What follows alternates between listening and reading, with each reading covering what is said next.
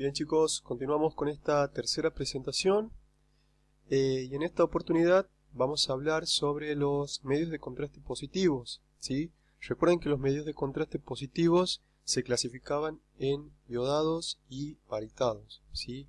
Los medios de contraste positivos, chicos, se caracterizan por brindar una buena opacidad en los órganos que los rellenan. Eso creo que a esta altura ya está clarito, ¿sí? Dentro de los contrastes positivos podemos encontrar la clasificación de los baritados y los iodados, que es lo que venimos viendo desde la primera presentación, ¿no? Los iodados se caracterizaban por brindar o se caracterizan por brindar una buena reabsorción, ¿sí? Y se eliminan los iodados a través del sistema urinario, ¿sí? Mediante excreción. En el caso de los baritados, también se van a brindar una buena opacidad, pero son para estudiar el sistema digestivo y se lo van a eliminar mediante la excreción de heces, ¿sí? La diferencia entre uno y otro, los iodados se los elimina por excreción a través del sistema urinario o el vaciamiento de la vesícula, y los baritados a través de la excreción y de las heces, ¿sí? Bien, iodados brindan una buena reabsorción, ¿sí? Los liposolubles brindan poca o una reabsorción lenta, ¿sí? Eso, chicos, ténganlo en cuenta, ¿sí? Porque recuerden que los liposolubles están a base de grasa, que es lo que hablábamos al principio, ¿sí? Bien, y los hidrosolubles, todo lo que veníamos hablando, ¿sí? Son productos reabsorbibles, su elevada concentración proporcionan una opacidad perfecta, ¿sí? Se lo eliminan por el organismo directamente con los líquidos, ¿sí? Se lo elimina a través de la orina, lo que les acabo de decir, y son reabsorbibles, ¿sí? Selectivamente se elimina a través de la excreción o el vaciamiento de la vesícula y vías biliares. Eso como definición, ¿sí? Pero quiero que más que nada entiendan de qué trata todo este contenido, ¿sí? Bien, hablamos de los liposolubles, recuerden, a base de aceites, y estos presentan ventajas como así también desventajas. Como ventajas, la calidad de imagen va a ser muy buena, ¿sí? Porque van a brindar una gran opacidad, ¿sí? A su vez, van a ser bien tolerados por los tejidos, ¿sí? Esas dos características presentan como ventaja, pero como desventaja, ¿sí? ¿Qué va a pasar? Al ser a base de aceites, su reabsorción va a ser lenta, lo que hablábamos anteriormente. Estos liberan mucho yodo, ¿sí? Y tiende a, digamos, a producirse lo que es el hipertiroidismo, ¿sí? Esa es una de las consecuencias del yodo, ¿sí? Bien. Estos no se mezclan con los líquidos acuosos, se forman gotitas, justamente porque son aceitosos, y se tienden a irritar la mucosa, ¿sí? Como nombre comercial podemos encontrar el Lipodol ultrafluido, ¿sí? Lipodol ultrafluido al 38%, ¿sí? Ahí esa parte que les dice esteres etílicos hace referencia a que son de origen aceitosos y provienen de un vegetal, ¿sí? Para hacerlo en reseñas generales. ¿En qué tipos de estudios van a aplicar los liposolubles? Lo pueden utilizar en un estudio denominado histerosalpingografía, ¿sí? Es un estudio de útero y trompas, ¿sí? Es un estudio que se le aplica a la mujer en el sistema reproductor para poder saber si la mujer es fértil, es estéril y cuáles pueden llegar a ser las causas que impiden tener o quedar embarazada, digamos, ¿sí? La cialografía, estudio de las glándulas salivales, ¿sí? En esos casos aplicamos el liposoluble. ¿En qué casos aplicamos? ¿En qué casos aplicamos, chicos? Para entenderlo así en rasgos generales. En los casos que ustedes necesiten que el contraste tenga un trayecto más lento. Al ser aceitoso y no ser líquido o fluido como el iónico, su transcurso va a ser lento, ¿sí? En esos estudios que necesitan que el contraste pase de manera lenta, en esos estudios se aplica un liposoluble. Hidrosoluble, hablábamos de los hidrosolubles como ventaja. Estos eran reabsorbibles, ¿sí? Son muy solubles al agua, lo que les permitía a ustedes, es decir, lo que le permite al paciente poder ser eliminados a través de la excreción, a través de la orina, y selectivamente a través del vaciamiento de la vesícula, ¿sí? No son demasiado viscosos, quiere decir que no son espesos, son más fluidos, ¿sí? Y tienen una elevada opacidad. Todo eso creo que está clarito. Ya lo habíamos hablado anteriormente. Y obviamente no son tóxicos. O no tienen una gran toxicidad.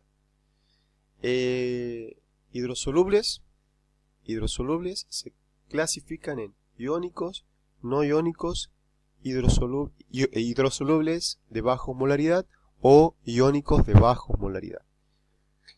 Recuerden que hablamos de que los iónicos eran los que brindaban una buena opacidad, pero a su vez estos se caracterizaban por producir mayor reacción adversa en los pacientes. Los no iónicos brindan menor opacidad y a su vez menor es la reacción que generan en el paciente. Y los iónicos de baja osmolaridad brindan buena opacidad y menor calidad o menor, digamos, reacción adversa en el paciente. ¿Por qué sucede esto con los hidrosolubles, chicos? ¿Y por qué se lo utiliza mucho en los estudios de vasos?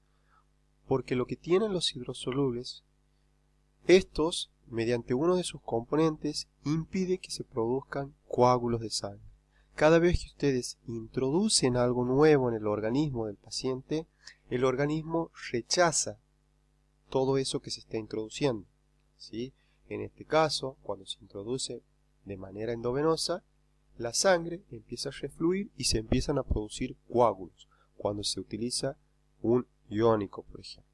El hidrosoluble, mediante sus componentes, impide que se formen coágulos y posibilita que sea más fluido su pasaje.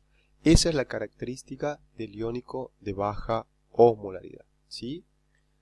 Entramos a lo que tiene que ver con los iónicos. Los iónicos se caracterizan por estar compuestos por meglumina, metilmeglumina o compuesto por sodio, ¿sí? En el caso del sodio me va a brindar una mejor imagen.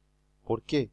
Porque su solución, su sustancia, su composición tiene mayor cantidad de iones de contraste, ¿sí? Al tener mayor cantidad de iones de contraste, lógicamente me va a brindar una mayor opacidad, ¿sí?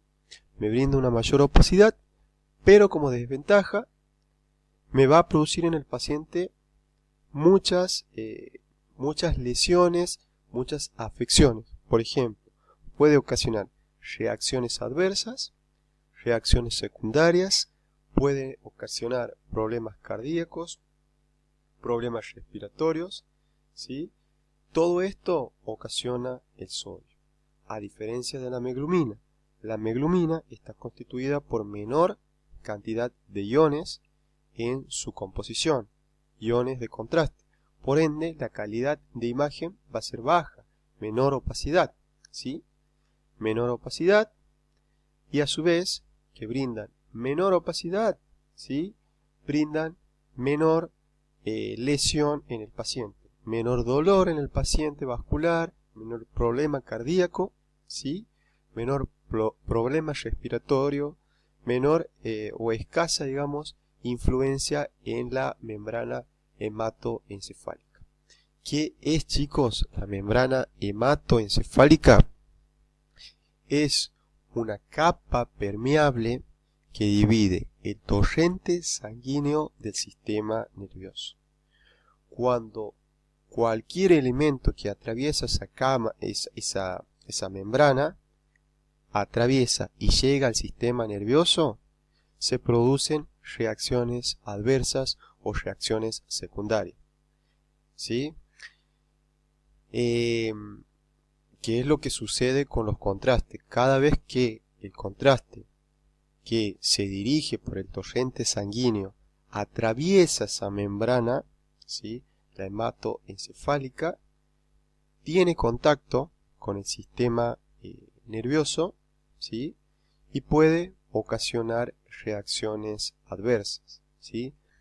Eso es toda la cuestión de las reacciones secundarias, de las reacciones adversas. A tenerlo en cuenta eso porque lo vamos a desarrollar en la siguiente plantilla. Bueno, los estudios en los cuales se aplica el medio de contraste iodado, los iónicos, es, por ejemplo, en un urograma. Un urograma es un estudio del sistema urinario, ¿sí?, que se lo puede hacer de manera descendente o de manera ascendente, ¿sí? Algunos lo llaman pielografía también. La angiografía es un estudio de vasos, ¿sí?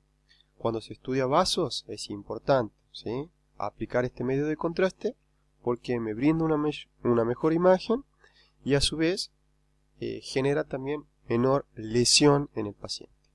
La cistografía es el estudio de la vejiga, ¿sí? Examen de fístula, chicos. Y aquí presten atención, fístula, porque quiero que entiendan esta parte. ¿Qué es una fístula? Es cuando existe la unión o la comunicación entre dos órganos próximos. Comunicación que no es normal, se forma por una causa excepcional, se forma una unión y en algunos casos puede ser riesgoso para el paciente. Por ejemplo, en el caso de el esófago y la tráquea están próximos. Cualquier alimento que pase por el esófago no debe tener o no se debe dirigir a la tráquea. Están unidos, ¿sí?, mediante una pared. Pero en el caso que exista comunicación, una abertura entre estas dos, a esa abertura se la denomina fístula, ¿sí? Y corren el riesgo de que cualquier alimento que el paciente al momento de realizar la deglución pueda ir a parar hacia la tráquea y de la tráquea hacia los pulmones, ¿sí? Esa fístula hay que estudiar.